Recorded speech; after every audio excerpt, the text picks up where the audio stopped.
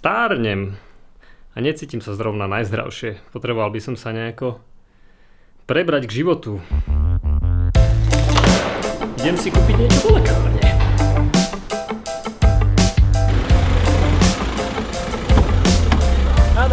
Davičko, To bola najlepšia cesta Uberom ever. Už vidím našu obľúbenú lekáreň.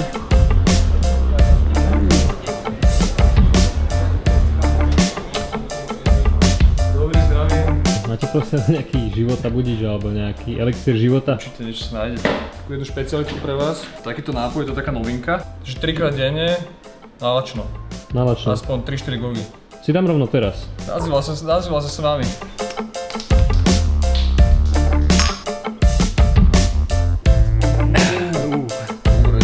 Toto by mohla byť zároveň naša pozvánka na oslavu narodenín, ktorú budeme mať v piatok, kde bude kopa elixíru života dostupného za barom, tak tešíme sa na vás, dúfam, že vás príde čo najviac.